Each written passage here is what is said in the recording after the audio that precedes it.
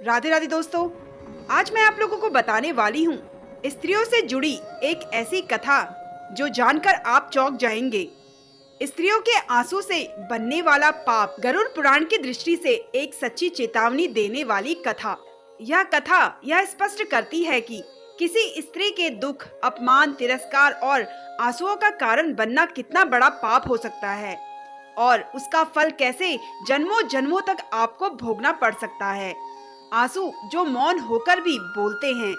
तो चलिए दोस्तों, जानते हैं ऐसी ही एक सुंदर कथा।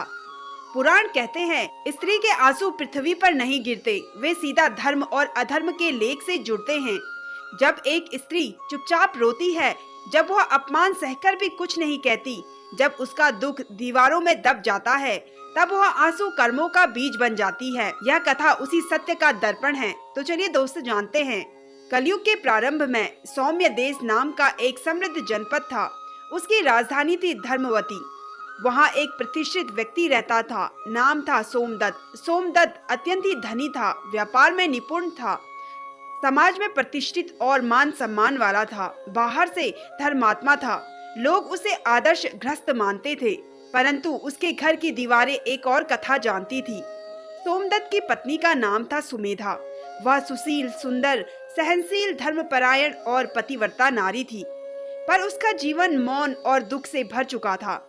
सोमदत्त कटु वचन बोलने वाला, छोटी बातों पर अपमान करने वाला, उसके त्याग को तुच्छ समझने वाला, उसे दासी समान व्यवहार करता था। सुमेधा चुपचाप यह सब कुछ सहती रहती और रात में वह दीपक बुझाकर रोती रहती। उसके आंसू भूमि पर नहीं, उसके भाग्य की पुस्तक में गिरने लगे थे। गरुड़ पुराण कहता है, जो पुरुष स्त्री के आंसू का कारण बनता है, वह अपने ही जीवन में शांति को खो देता है। सोमदत्त इस सत्य से अनजान था। एक दिन की घटना है। सोमदत्त ने एक विधवा स्त्री की भूमि हड़प ली। वह स्त्री न्याय की भीख मांगती रही, लेकिन सोमदत्त का हृदय नहीं पसीजा और सोमदत्त उस पर जोर जोर से हंसने लगा। वह विधवा इतनी लाचार थी कि वो कुछ कर भी नहीं सकती थी। वह विधवा रोते हुए बोली, मेरे आंसू जन्मों जन्मों तक तेरा पीछा नहीं छोड़ेंगे। समय बीतता गया। अब सोमदत्त के जीवन में पत्नी के आंसू, विधवा के आंसू, दासी का अपमान, तीनों ही पाप जुड़ चुके थे। धीरे धीरे उसके जीवन में दुख का आरंभ होने लगा। कुछ समय के बाद व्यापार में उसको भारी हानि होने लगी। पुत्र कुपथ पर चल चुका था। घर में रोग और द्वेष बढ़ने लगा था। मन में अशांति छाई रहती। सोमदत्त यह सब देखकर बहुत ही परेशान हो गया और झुंझलाता हुआ बोला, सब कुछ होते हुए भी सुख क्यों नहीं है। अमावस की रात सोमदत्त को स्वप्न आता है। उसने स्वयं को यमलोक में पाया। सामने गरुड़ और चित्रगुप्त बैठे हुए थे। चित्रगुप्त बोले, हे सोमदत्त, तेरे दुखों का कारण किसी शत्रु का षड्यंत्र नहीं है, बल्कि तेरे आसपास रहने वाली स्त्रियों के आंसू है। चित्रगुप्त ने उसको दिखाया। हर आंसू का एक शिला बनकर सोमदत्त के हृदय पर गिर रहा था। उन्होंने कहा, गरुड़ पुराण में कहा गया है कि स्त्री का आंसू सबसे भारी पाप माना जाता है, क्योंकि यह असहाय होती है। सोमदत्त सर से लेकर पैर तक कांप उठा और बोला, मैंने तो किसी की हत्या नहीं की। गरुड़ बोले, आत्मा की हत्या भी महापाप होती है। गरुड़ ने कहा, अगर तुम पश्चाताप करना चाहते हो तो स्त्री का सम्मान करो, अपमान का प्रायश्चित करो, सेवा को धर्म बनाओ, अहंकार को त्याग दो। उसी क्षण सोमदत्त की नींद खुली और उसका शरीर पसीने से भीग गया था। हृदय कांप रहा था और मन ही मन यह विचार कर रहा था कि अब मैं किसी स्त्री का अपमान नहीं करूंगा। सुबह होते ही उसने अपनी पत्नी सुमेधा के चरण पकड़े। पहली बार बोला, मुझे माफ कर दो। सुमेधा की आंखों में आंसू गिरे, पर इस बार वे क्षमा के आंसू थे। उसके बाद सोमदत्त उस विधवा के घर गया और उसे भूमि लौटाई और हाथ जोड़कर क्षमा मांगी। उसके बाद सोमदत्त को यह बात समझ में आ चुकी थी। उसने कन्या आश्रम बनाया, विधवाओं की सहायता की, स्त्रियों के लिए धर्मशाला बनाया। धीरे धीरे सोमदत्त के घर पर शांति लौट आई। पुत्र सुधरा, मन हल्का हुआ।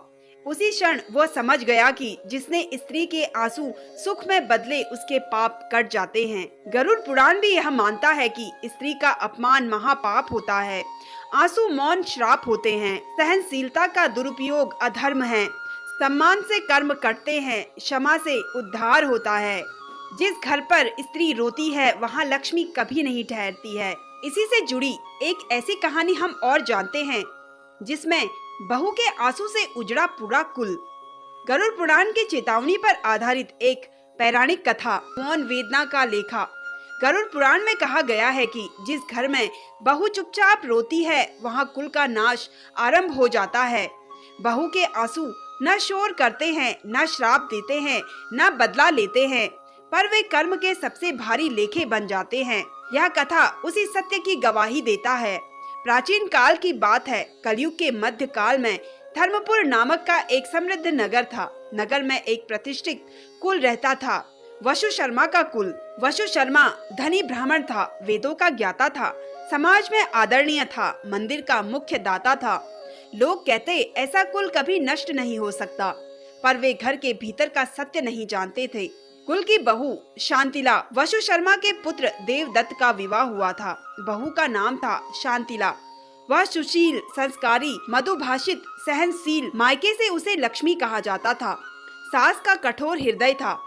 वसु शर्मा की पत्नी धर्मवती बाहर से धर्मात्मा थी, परंतु भीतर से कठोर, अहंकारी, अधिकार प्रिय थी। उसे लगता बहू आई है सेवा के लिए, सम्मान के लिए नहीं। शांतिला भोर से उठती, घर का सारा काम करती, सबको भोजन परोसती, पर उसकी छोटी सी गलती पर भी उसे ताना दिया जाता, सबके सामने अपमान किया जाता। धर्मवती कहती, तेरे मायके में यही सिखाया गया है।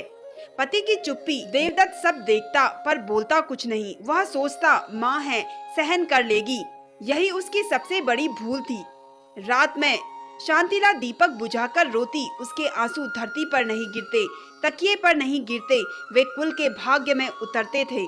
गरुड़ पुराण कहता है, जो स्त्री असहाय होकर रोती है उसका दुख कई पीढ़ियों तक फल देता है। कुछ वर्षों के बाद शांतिला ने पुत्र को जन्म दिया, पर सास बोली लड़का कमजोर है, सेवा की जगह पर काम बढ़ा दिया।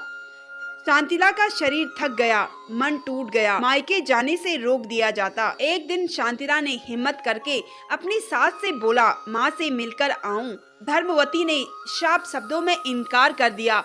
शांतिला चुप रह गई। कुछ समय के बाद व्यापार में उसको भारी घाटा होने लगा, खेती में नुकसान होने लगा, पशु मरने लगे। वसु शर्मा बोले, यह सब समय का खेल है। देवदत्त बीमार रहने लगा, वैद्य बदले, औषधियाँ बदली, पर रोग बढ़ता ही गया। शांतिला सेवा करती रही, पर उसकी सास फिर भी उसको दोष देती रहती और उसे कहती, तेरे कदम मेरे बेटे के लिए भारी है। और बहू मौन रहकर विलाप करती रहती। एक रात शांतिला ने आकाश की ओर देखकर कहा, हे प्रभु, यदि मेरा दोष है तो मुझे दंड दो, मेरे कुल और मेरे पति को बख्श दो। उसकी आंखों से गिरे आंसू प्रायश्चित नहीं, साक्ष्य बन गए। उसी रात वसु शर्मा को स्वप्न आया। उन्होंने स्वयं को चित्रगुप्त के दरबार में देखा। चित्रगुप्त बोले, हे वसु शर्मा, तेरे कुल का पतन किसी शत्रु से नहीं, तेरी बहू के आंसू से लिखा हुआ है। उसी क्षण उसकी आंखों में वो सारे चित्र घूमने लगे। बहू का अपमान, पति की चुप्पी, सास की क्रूरता, अन्याय और मौन। चित्रगुप्त ने कहा, गरुड़ पुराण में लिखा गया है कि बहू का अपमान पूरे कुल का नाश कर देती है। वसु शर्मा कांप उठे। वसु शर्मा ने कहा, मैं तो धर्म करता था। चित्रगुप्त ने उत्तर दिया, धर्म मंदिर में नहीं, घर में दिखता है। उसी क्षण वसु शर्मा की नींद खुल गई।